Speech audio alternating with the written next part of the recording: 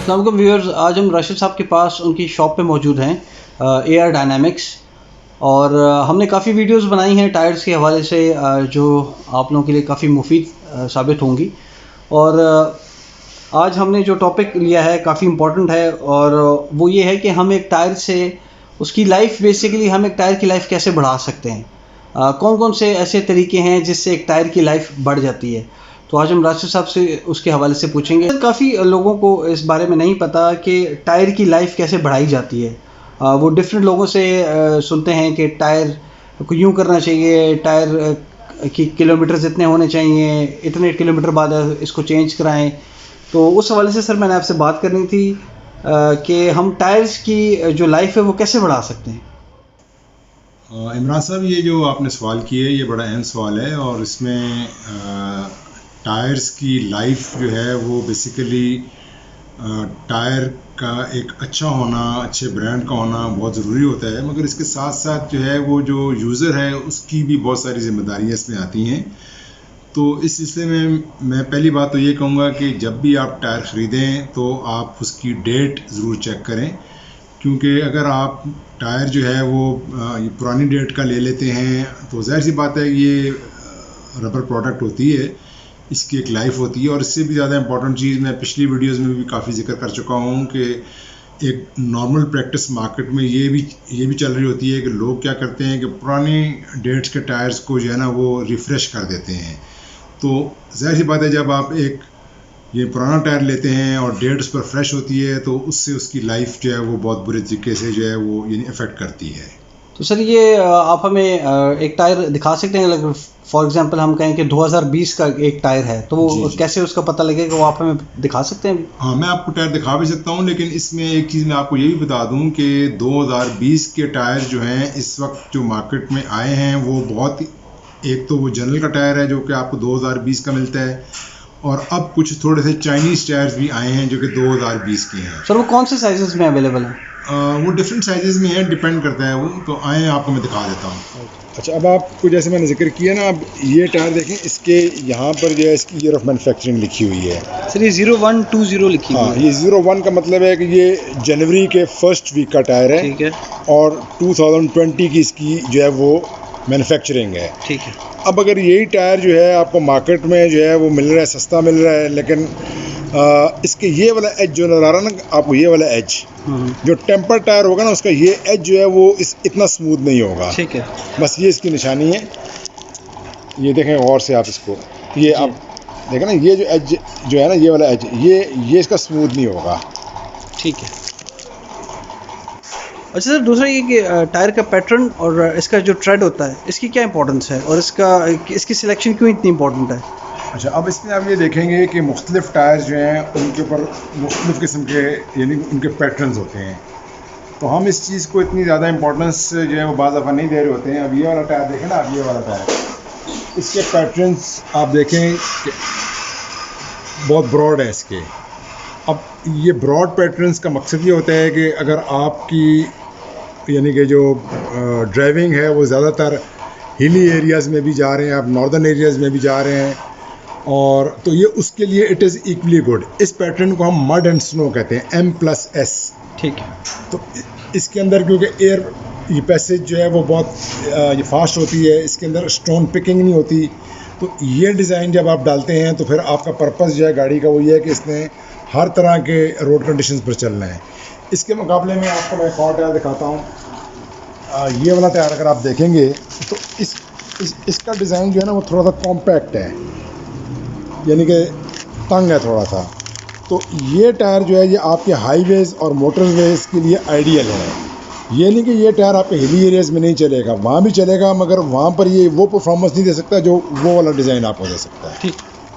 अच्छा सर, ये जो टायर के इंडिकेटर्स हैं ये कहाँ पे होते हैं टायर्स में, ये आप हमें दिखा सकते हैं? आपने बात की कि टायर के इंडिकेटर्स जो होते हैं, आपने पिछली वीडियो में भी बताया था, तो टायर के इंडिकेटर्स कहाँ पे होते हैं टायर्स में?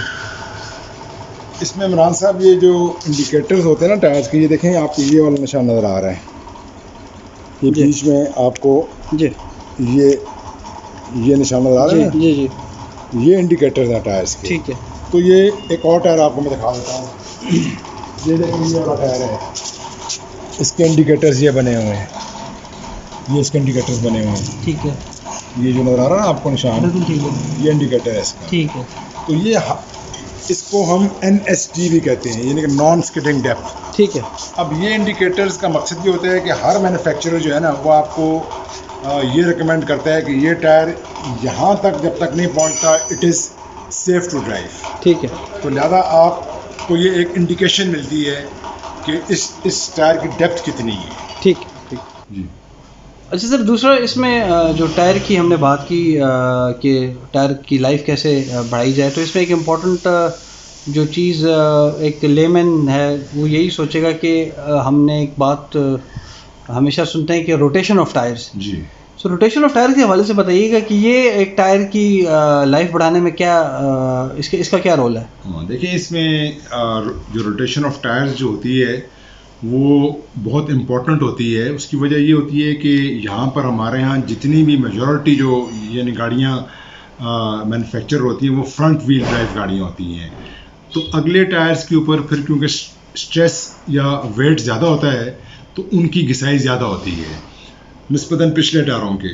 तो जब टायर्स की वेयर परसेंटेज घिसाई जब अगर बराबर होगी तो गाड़ी की ब्रेकिंग वगैरह जो है उसकी जो है टर्निंग वगैरह में जो है आपको आसानी पैदा करने के लिए टायरों को रोटेट करना पड़ता है। अब ये रोटेशन जो होती है ये रेडियल टायर जो होते हैं इसका तरीकाकार ये होता है कि जो दोनों अगले टायर जिस पोजीशन में लगे हुए हैं उनको उसी पोजीशन में आपने पीछे ले जाना है और पीछे वाले जो है वो उसी पोजीशन में आगे आ जाएंगे। सर ये जो लोग, अच्छा सर, ये तो आपने रेडियल टायर की रोटेशन के बारे में बताया कि रोटेशन कैसे करनी चाहिए रेडियल टायर्स की। सर ये क्रॉस प्ले टायर्स क्या होते हैं, उनकी रोटेशन कैसे होती है? ये जो क्रॉस प्लाई टायर्स जो होते हैं ना जी, इनको हम क्रॉस प्लाई भी कहते हैं और बायस टायर्स भी कहते हैं, BIAS। इसका क्या मतलब है सर? ये जो टायर्स जो होते हैं ये नॉन रेडियल टायर्स कहलाते हैं। अब नॉन रेडियल टायर्स की टेक्नोलॉजी जो है वो कार टायर में तो ख़त्म हो चुकी हुई है। ये नॉर्मली आपकी लाइट ट्रक की जो व्हीकल्स हैं उसके अंदर जो है वो ट्यूब टाइप टायर यानी कि जो होते हैं आपके ना, जिसमें जिस टायर में ट्यूब होता है वो क्रॉस प्ले कराता है। उसे बायस टायर कहते हैं। बायस टायर भी कहते हैं, नॉन रेडियल भी कहते हैं उसको। लेकिन मोटरसाइकिल का टायर भी बायस होता है, उसमें भी ट्यूब होती है। जो मोटरसाइकिल होता ही बायस है वो भी बायस होता है, ठीक। तो इसमें अभी होता है कि जो क्रॉस प्ले टायर्स होते हैं उनकी जब आप रोटेशन करते हैं ना तो वो जो पहले आप फार्मूला जो बता रहे थे ना कि जो फ्रंट का आपका जो लेफ्ट टायर है वो रेयर राइट में आ जाएगा और फ्रंट राइट जो है वो रेयर लेफ्ट में आ जाएगा। उसको इस तरह आपने जो है ना वो रोटेशन करनी है आपने। ठीक है, ठीक।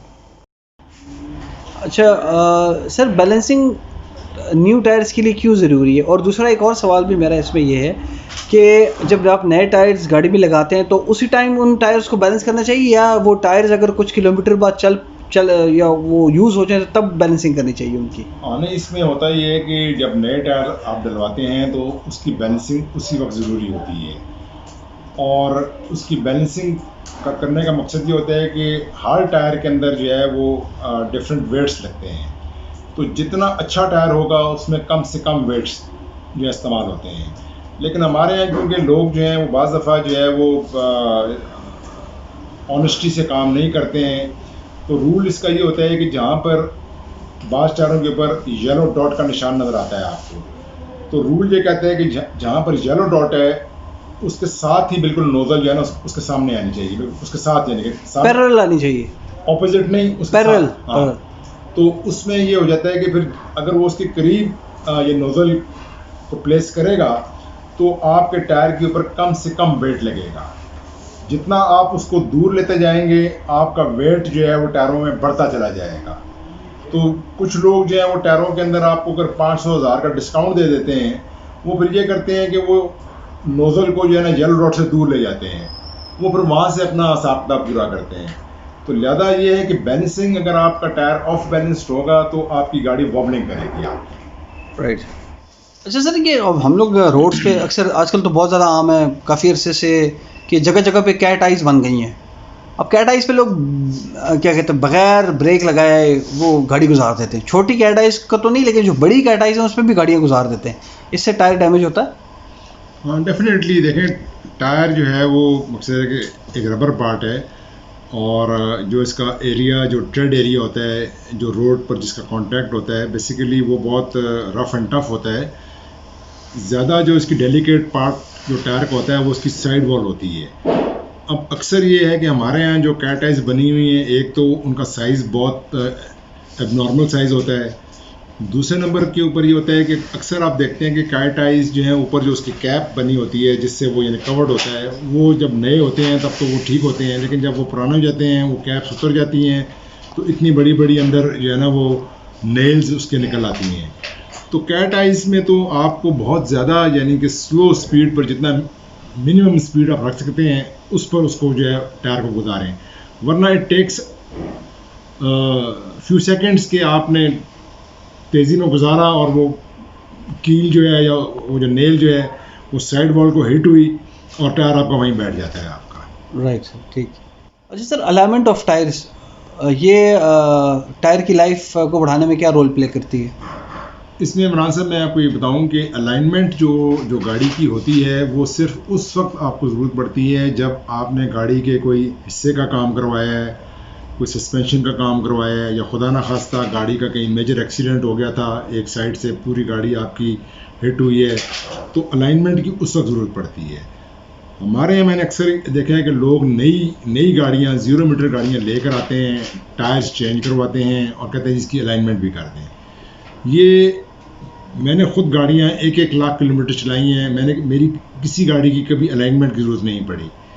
अलाइनमेंट गाड़ी की अगर आपने एक दफ़ा छेड़ दी तो फिर उसको कोई बंदा भी जो है दोबारा अपनी जगह पर नहीं लेकर आ सकता। जो फैक्ट्री से अलाइनमेंट हुई हुई है बस वही। That is the best. दूसरी बात ये होती है कि अगर आपकी गाड़ी राइट या लेफ्ट पुल कर रही होती है तो उसकी वजह ये होती है कि एक साइड के ऊपर हवा जो है वो 26 पाउंड होगी है, दूसरे साइड पर 30 पाउंड है, तो ऑब्वियसली जिस तरफ 26 पाउंड हवा होगी ना तो टायर ने उसी तरफ गाड़ी ने उसी तरफ झुकना है आपको। सर इसमें ये भी है ना कि रोड भी हो सकता है कोई इस साइड पे झुकी हो। हमारे यहाँ रोड्स भी जो बनी होती हैं वो इस तरह बनी होती हैं ताकि ड्रेनेज सिस्टम जो है ना वो आपका इम्प्रूव रहे।